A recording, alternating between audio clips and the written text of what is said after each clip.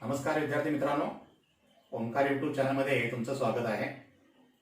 आज इयत्ता 9वी गणित भाग 1 या विषयातील सेट्स संच या प्रकरणातील ऑपरेशन्स ऑन सेट्स संचावरील क्रिया हा भाग या ठिकाणी आपण पाहणार आहोत। बघा, पहिली क्रिया आहे इंटरसेक्शन ऑफ टू सेट्स, हे दोन संचांचा छेद। The set of all common elements in set A and set B is called intersection of two sets.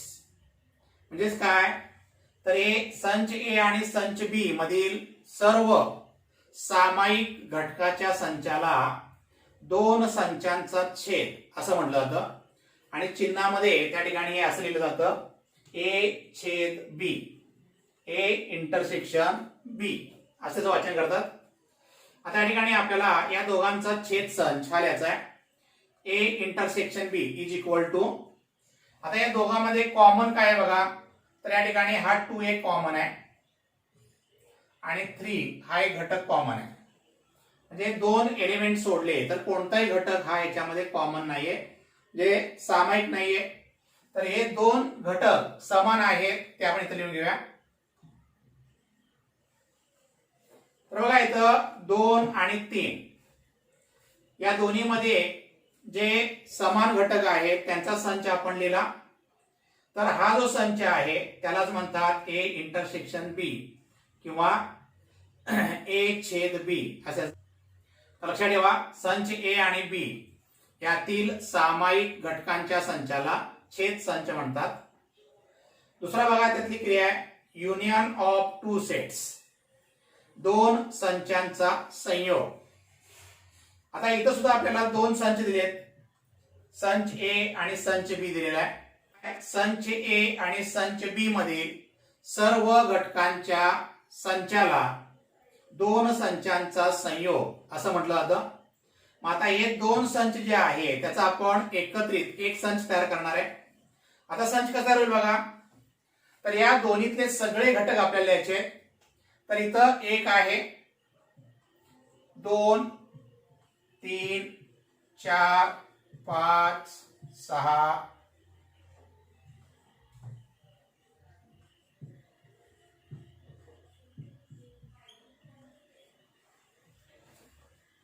बघा, या दोन्हीतले सगळे घटक इथं आपण एकत्रित लिहिलेला आहे।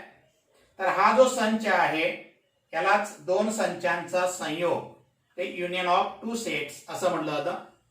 बघा पुढचा भाग आहे number of elements in set A, जे संचातील घटकांची संख्या। A is a given set with 5 elements, म्हणजे हा ए दिलेला संच आहे, त्याच्यामध्ये एकूण 5 घटक दिलेले आहेत। Number of element in set A is denoted by NA, संचातील घटकांची संख्या ही NA ने दर्शवतात। याच्यामध्ये 5 घटक आहेत म्हणून या ठिकाणी NA बरोबर 5, NA इक्वल टू 5 याप्रमाणे number of elements in set ए किंवा संचातील घटकांची संख्या ही दर्शवली जाते। आता जे आपण बघितलं intersection of two sets, union of two sets, आणि हा जो भाग आहे number of elements in a set, यावर आधारित एक नित्य समीकरण या ठिकाणी आपल्याला दिलेलं आहे। ते याप्रमाणे आहे NA plus NB is equal to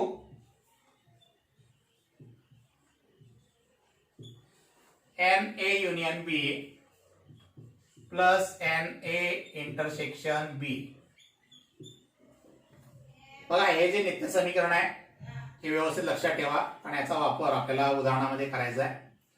आता या ज्या 4 बाबी आहेत यातल्या आपल्याला कुठल्याही 3 दिल्या तर चौथी जी आहे ते आपल्याला शोधता येते। समजा आपल्याला NA NB आणि NA छेद B दिलेला आहे, तर तुम्हाला NA संयोग B हे काढता येतं। यासाठी आपल्याला हे सूत्र वापरता येईल एन ए संयोग बी बरोबर ते एन ए अधिक एन बी, हे इकडं आणलं तर अधिकचं वजा होईल, इथं होईल वजा एन ए छेद बी. तर याप्रमाणे आपल्याला या चार पैकी कुठल्याही तीन बाबी दिल्या तर चौथी शोधता येईल. तर हे नित्य समीकरण जे आहे ते लक्षात ठेवा व्यवस्थित. तर या सर्वावर आधारित आपण प्रॅक्टिस सेट 1.4 या ठिकाणी सोडवूया. बघा, प्रॅक्टिस सेट 1.4 मध्ये आपल्याला पहिलं उदाहरण दिलंय.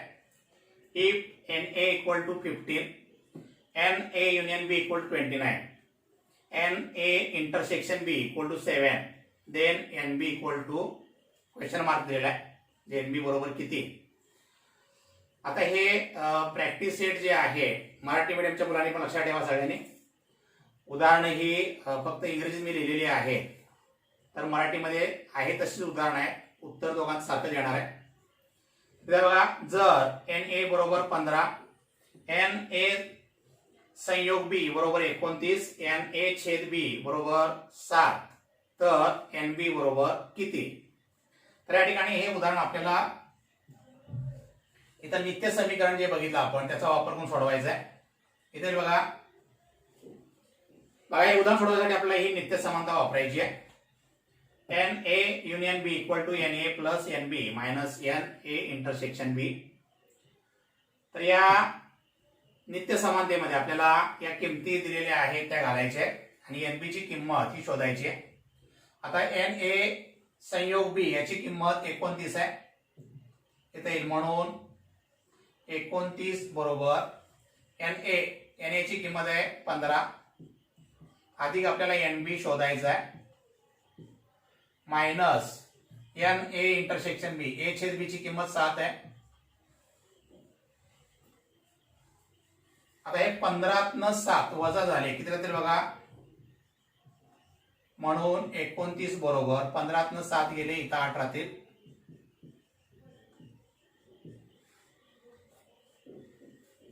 आता 8 अधिक एन बी, हे 8 इकडे आले तर आपल्याला एन बी ची किंमत काढता येईल, म्हणून 29 वजा 8 29 minus 8 is equal to N बी.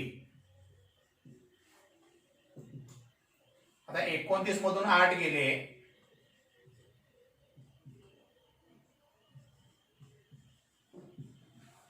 एकवीस ही किंमत मिळेल इथे, म्हणून एन बी बरोबर 21, एन बी इक्वल टू 21. बघा, हे दुसरं उदाहरण आहे. In A hostel there are 125 students, out of which 80 drink tea, 60 drink coffee and 20 drink tea and coffee both. Find the number of students who do not drink tea or coffee. मराठीमध्ये बघा, प्रश्न असा आहे की एका वसतिगृहात 125 विद्यार्थी आहेत, त्यापैकी 80 मुलं चहा पितात, 60 मुलं कॉफी पितात आणि 20 मुलं चहा आणि कॉफी हे दोन्ही पितात. तर त्या ठिकाणी चहा व कॉफी न पिणाऱ्या मुलांची संख्या त्याला शोधायला सांगितलेली आहे. तर बघा, दिलेल्या बाबी ज्या आहेत त्या अगोदर लिहून घेऊया आपण इथं. आता इथं वसतिगृहातल्या पूर्ण मुलांची आपल्याला संख्या दिलेली आहे आणि सगळी मुलं जी आहेत वसतिगृहातली विश्वसंच या ठिकाणी तो असणार आहे. तर तो आपण याप्रमाणे लिहूया.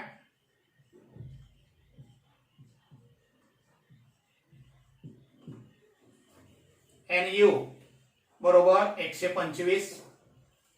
त्यानंतर 80 मुलं चहा पितात, तर ए हा संच जर आपण घेतला चहा पिणाऱ्या मुलांचा तर असा येईल एन ए बरोबर 80. कॉफी पिणारा मुलांचा संच बी आहे, तर हे मिळेल एन बी बरोबर 60 आणि 20 मुलं दोन्ही पितात चहा आणि कॉफी, म्हणजे या ठिकाणी ए आणि बी या दोन्हीमध्ये ही मुलं असणार आहेत, म्हणजे हा छेद संच असणार दोघांचा. त्यामुळे असं लिहिता येईल आपल्याला N A intersection B, N A छेद बी बरोबर 20.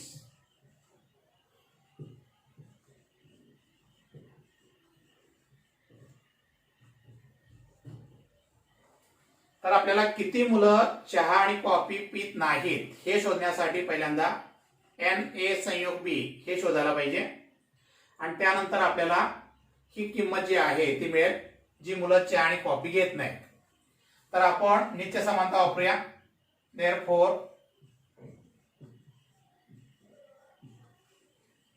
एन ए संयोग बी बरोबर एन ए अधिक एन बी वजा एन ए छेद बी. याची आपल्याला किंमत काढायची आहे. एन ए आहे 80 अधिक एन बी आहे 60 वजा एन ए छेद बी 20 आहे. 80 अधिक 60 वजा 20 म्हणजे या ठिकाणी 60 वजा 20 हे 40 येतील. 40 अधिक 80 अधिक 80 अधिक 40 80 plus 40 is equal to 120. N A union B याची किंमत आपल्याला 120 मिळालेली आहे. आता आपल्याला number of students who do not drink tea or coffee, जी मुलं चहा आणि कॉफी घेत नाहीत त्या मुलांची संख्या आपल्याला शोधायची आहे.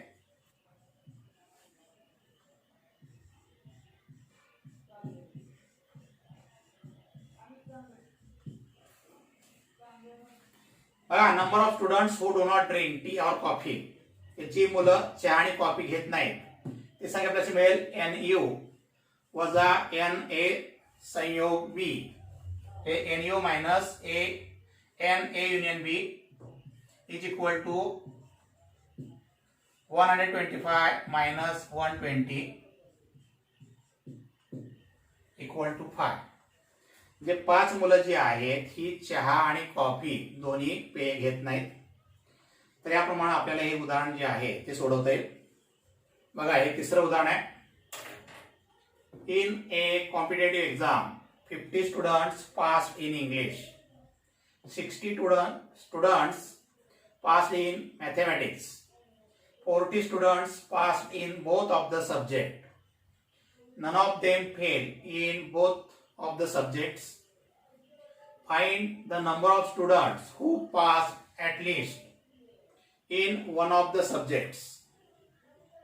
तर काय दिले बघा आपल्याला, एका स्पर्धा परीक्षेमध्ये 50 मुलं ही इंग्रजीमध्ये उत्तीर्ण आहेत, 60 मुलं जी आहेत ही गणितात उत्तीर्ण आहेत.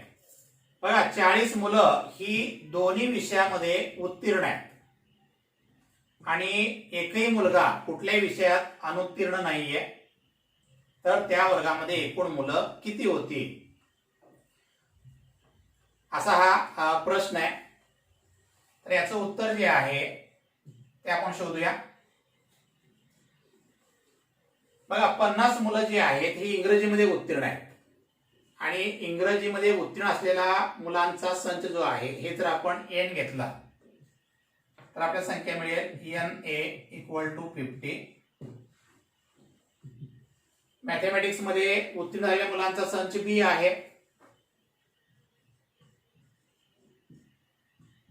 इथे एन बी इक्वल टू 60 आणि दोन्ही मध्ये उत्तीर्ण म्हणजे छेद संच तुम्हाला दिलेला आहे.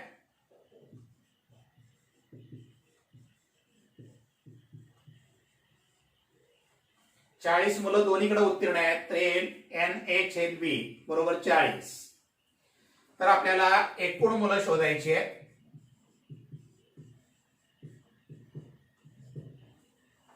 एकही मुलगा अनुत्तीर्ण नाहीये म्हणजे एकूण मुलं जी आहेत ते आपल्याला मिळेल N A union B.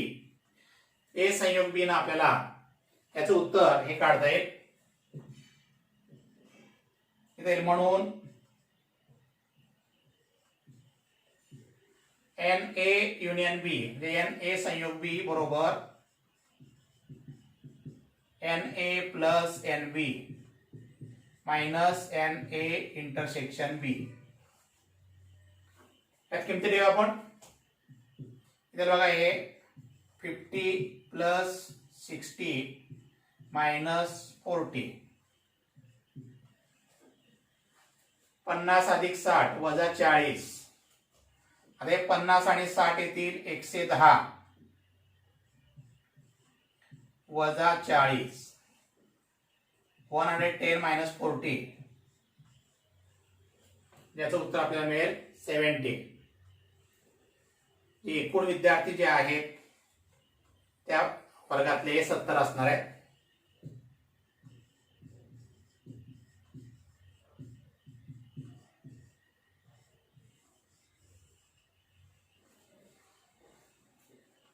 The number of students who pass at least in one of the subject equal to 70 याचं उत्तर असणार आहे.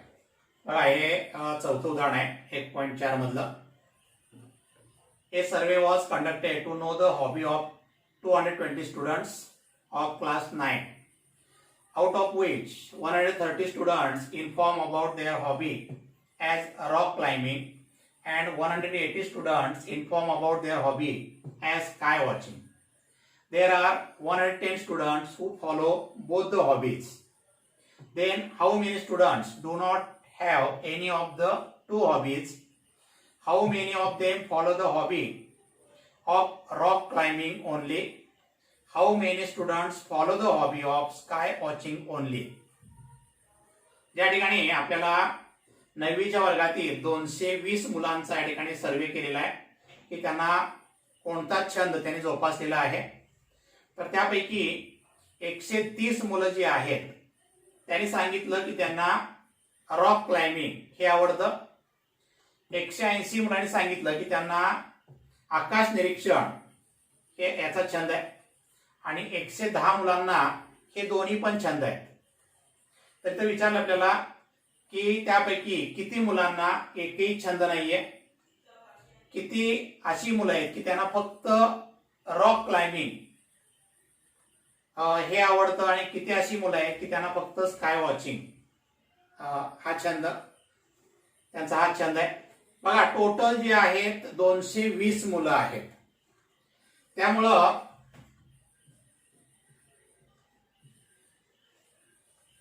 विश्वसंच या ठिकाणी 220 मुलांचा हा असणार आहे. म्हणजे आपण हे लिहूया NU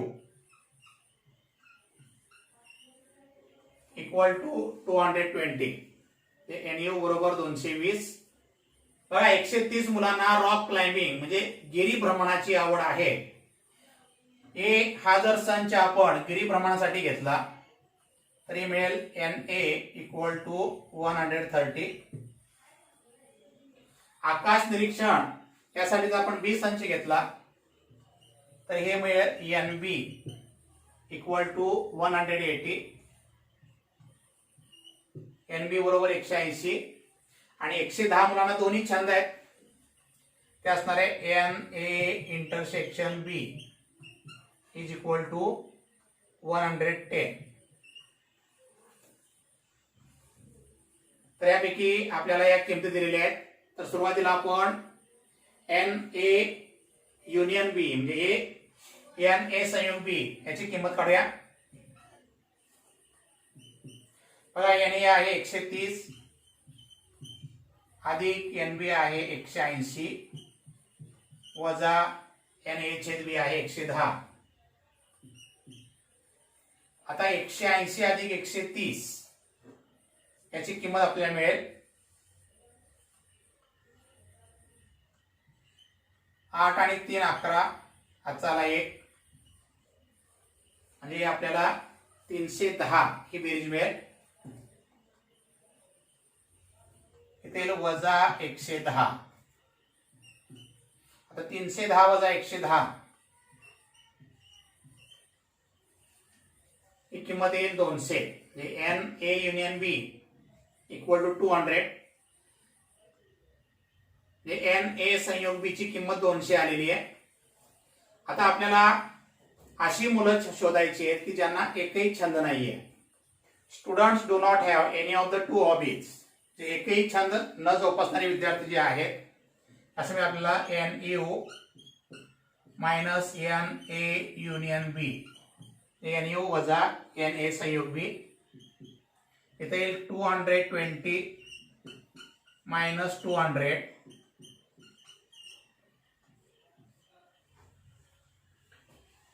तर 20 मुलं जी आहेत त्यांना कुठल्याही प्रकारचा छंद त्या ठिकाणी नसणार आहे. दुसरा प्रश्न आहे बघा, how many of them follows the hobby of rock climbing only, जे फक्त गिरीभ्रमण असणारी मुलं किती आहेत असे विचारलेलं आहे. बघा पुढचा प्रश्न आहे, how many of them follow the hobby of rock climbing only, फक्त गिरीभ्रमण हा छंद जोपासणारी मुलं किती. तर बघा एकूण 130 मुलं आहेत की ज्यांना हा छंद आहे, आणि त्याच्यामध्ये 110 मुलं अशी आहेत की त्यांना दोन्ही छंद त्या ठिकाणी दोन्ही छंद जे आहेत त्यांनी जोपासलेले आहेत. मग आता किती मुलं आहेत की ज्यांना फक्त रॉक क्लाइम्बिंग हा एकच छंद आवडणार आहे. तर हे एकूण मुलं वजा दोन्ही छंद असणारी मुलं, जे असेल 130 मायनस 112 इज इक्वल टू 20. 130 वजा 110 म्हणजे 20 मुलं अशी आहेत की ज्यांना फक्त गिरीभ्रमण हे आवडतं. आणि पुढचा प्रश्न आहे, how many students follow the hobby of sky watching only, तर उत्तर आहे बघा, student follow the hobby of sky watching only, फक्त आकाश निरीक्षण हा छंद असणारी मुलं. एकूण मुलं आहेत 180 वजा दोन्ही छंद असणारी मुलं 110 आहेत.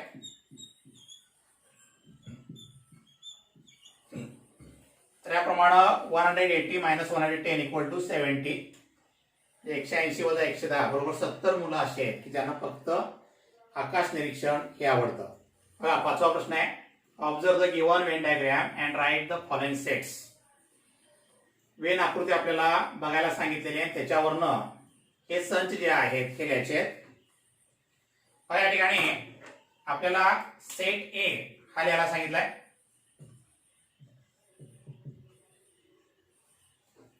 तर ए मध्ये जे घटक आहेत ते आपल्या इथे लिहायचे. तर इथं येतील एक्स वाय झेड, आणि या गोलामध्ये ए मध्ये एम एन हे पण घटक आहेत ते पण त्यात येतील. नंतर बी सेट आपल्याला सांगितलाय. बी मध्ये बघा, बी या गोलातले घटक लिहायचे आहेत. तर इथे येतील पी क्यू आर,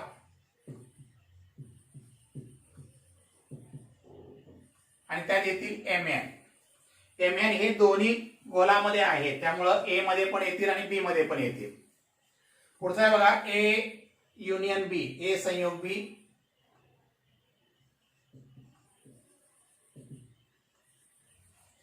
तर याच्यामध्ये आता ए आणि बी तले सगळे घटक इथे एकत्रित लिहायचे आपल्याला. तिथे एक्स वाय झेड, याच्यामध्ये एम एन हे पण घटक येतील, आणि इतर राहिलेले पी क्यू आर. आता एम एन जे आहेत हे दोन्हीकडे पण आहेत त्यामुळे आपण ते एकदाच लिहिणार आहे. त्यानंतर यू हा लिहायचा आपल्याला, युनिव्हर्सल सेट. तर हा ए युनियन बी हे दोन्हीचे सगळे घटक येणार, त्याप्रमाणे राहिलेले सुद्धा घटक त्यात येतील.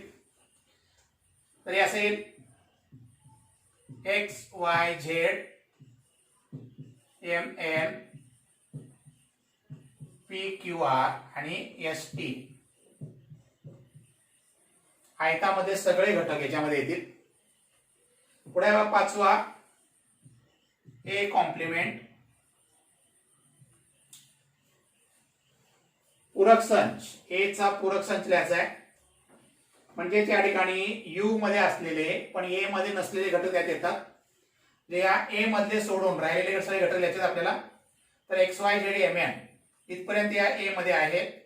तर पुढचे घटक येतील P Q R S T.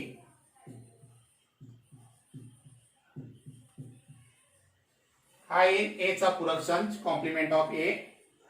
तसं बघा बी मध्ये येतील कॉम्प्लिमेंट ऑफ बी, तर या बी मधले घटक सोडून राहिलेले जे यू मधले घटक आहेत त्याच्यात येतील हे. तर हे P Q R M N, P Q R M N हे घटक सोडून येतील X Y Z S T. आणि शेवटचा आहे बघा ए युनियन बी, त्याचा कॉम्प्लिमेंट लिहायचा आपल्याला.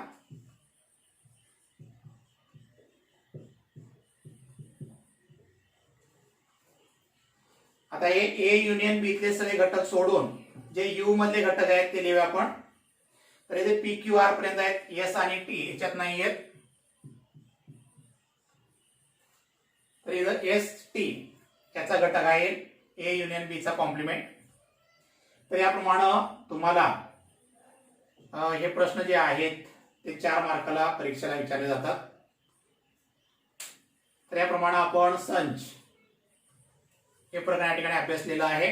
यातला 1.4 हा आज आपण या व्हिडिओत बघितला. पुढचं प्रकरण आपण पुढच्या व्हिडिओमध्ये बघूया. समजावून घ्या व्यवस्थित. धन्यवाद.